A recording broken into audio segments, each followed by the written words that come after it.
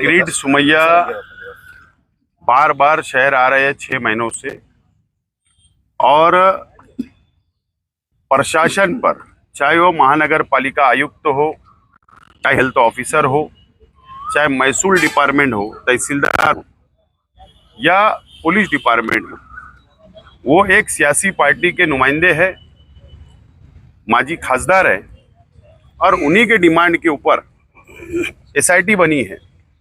और वो दबाव बनाने के लिए आते हैं और दबाव बनाकर कुछ गलत करवाना चाहते हैं, तो कुछ गलत ना हो इसके लिए किरीट सुमैया यहाँ आकर गए, और उसके बाद हम यहाँ पर आए हैं। कमिश्नर साहब, एसपी साहब से हमने बात की है, और जो हमारी बातचीत हुई है तो प्रशासन ने हमको यकीन दिलाया है कि कुछ भी गलत हम लोग नहीं करेंगे। लेकिन किरीट सुमैया की जो दादागिरी बढ़ रही है, जो गुंडागर्दी बढ़ रही है, अब ये शहर बर्दाश्त नहीं करेगा। शहर का इम्तिहान किरीट सुमैया ना ले, इसके लिए 14 तारीख को बरोज पीर सोमवार को एडिशनल कलेक्टर ऑफिस के बाहर माइनॉरिटी डिफेंस कमेटी का एहतजाजी धरना होगा। जो लोग जेल में हैं उनके परिवार के साथ, जो लोगों को नोटिसें गई है एसआईटी की तरफ से, उन लोगों के परिवार के साथ, और माइनॉरिटी डिफेंस कमेटी एक बड़ा एहतजाज करेगी किरीट सुमैया के खिलाफ। और जो गलत करवाना चाहते हैं और बाकी जो हमारे डिमांड्स होंगे वो उसी वक्त आप लोगों को बताई जाएगी, लेकिन एक बड़ा एहतजाज हमने तय किया है। एसआईटी को बने 6 महीना हो गया, 10 जुलाई को मुकम्मल हो जाने वाला है। इस बीच में हजारों लोगों को नोटिस दी गई, सैकड़ों लोग जेल में हैं, उसमें शहर की औरतें भी जेल में हैं। माइनॉरिटी की लीगल टीम जो है वो कोशिश कर रही है, मगर आप देखेंगे सरकारी वकील जो है, सरकारी वकील हमेशा फैक्ट पे बात करता, जो है उस पे बात करता, मगर सरकारी वकील सियासी बात करते हैं, कोर्ट के अंदर भी और कोर्ट के बाहर भी। और किरीट सुमैया भी मुसलसल सियासी तौर पर प्रेशर कर रहे हैं, सियासी तौर पर मालेगांव शहर को और यहाँ की माइनॉरिटीज़ खास तौर से मुसलमानों को तकलीफ देने का काम कर रहे हैं। और हमने ये तय किया कि अब कहीं ना कहीं तहरीक की तरफ जाना चाहिए। 6 महीना हो गया, कोई बांग्लादेशी, कोई रोहिंग्या, कोई पाकिस्तानी नहीं मिला। हम कल भी यही बोलते थे कि एसआईटी की जब रिपोर्ट आएंगी, दूध का दूध और पानी का पानी हो जाएगा। अगर वक्त पे एसआईटी की रिपोर्ट आ गई तो आप ये बात मानना कि ये इसमें कुछ नहीं मिला। अगर वक्त बढ़ाया गया तो क्यों बढ़ाया गया, ये समझने का सवाल है। इसीलिए अभी आसिफ शेख साहब ने कहा कि एक बड़ा एहतजाज होने वाला है 14 जुलाई को पीर के दिन सुबह 11 बजे, जिसमें शहर के मर्द और ख्वातीन की बड़ी तादाद रहेंगी।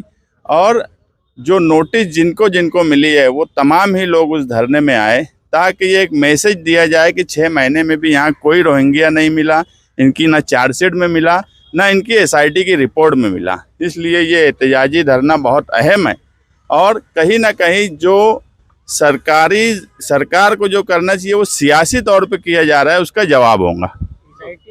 टीम ने चार्जशीट के अंदर भी डाटी है कोई बांग्लादेशी और कोई रोहिंग्या ही नहीं, उसके बाद भी एफआईआर का सिलसिला शुरू है। सिर्फ दबाव में हो रहा, सिर्फ चीटिंग जो हुई है पेपर की कि कोई कागज इधर हो गया उधर हो गया, यही सब चार्जशीट में भी है, यही सब एसआईटी की रिपोर्ट में भी आने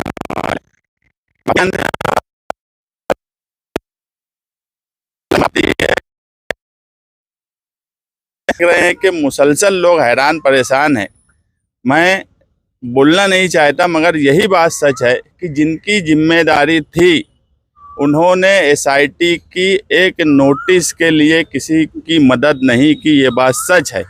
हमने मुसलसल मदद की, उसी का नतीजा है कि जिस तरह का दबाव बनाया गया था, आप मान लो कि कई 100 लोग जेल में होते, वो माइनॉरिटी डिफेंस कमेटी की ही मुसलसल 6 महीने से कोशिश है। एसआईटी के बाद जो हम देखते हैं कि पेपर सही है नहीं है, तो ये हमारी ही कोशिश है कि आज वो माहौल नहीं बना। लेकिन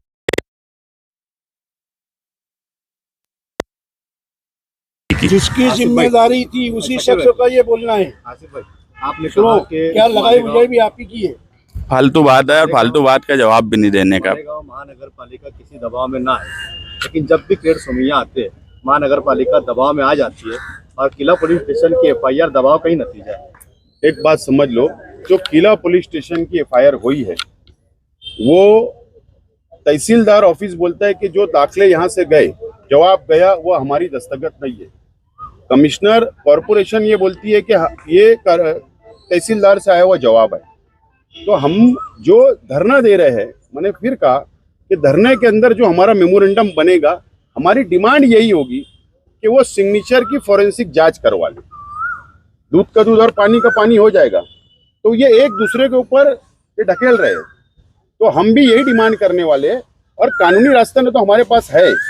आप लोग देखिए, मैं आप चैनल के माध्यम से आप लोगों की जानिब से शहर की आवाम को और जिन लोगों के परिवार जेल में है, मैं उनसे ये बात कहना चाहता हूँ कि हम लोग मुसलसल पहले दिन से हमारा लीगल सेल एडवोकेट अजीम खान, एडवोकेट आरिफ साहब, एडवोकेट तौसीफ और अभी हमने मर्चेंट वकील को ज्वाइन किया है। हम लोग लड़ रहे हैं, लेकिन बीच में वेकेशन आया, जज लोगों की ट्रांसफ़र हो गई। अभी इस हफ्ते के अंदर उम्मीद है कि तमाम ही लोगों की ज़मानत की जो अर्जी हमने दाखिल की है उसके ऊपर हेयरिंग मुकम्मल हो जाएगी।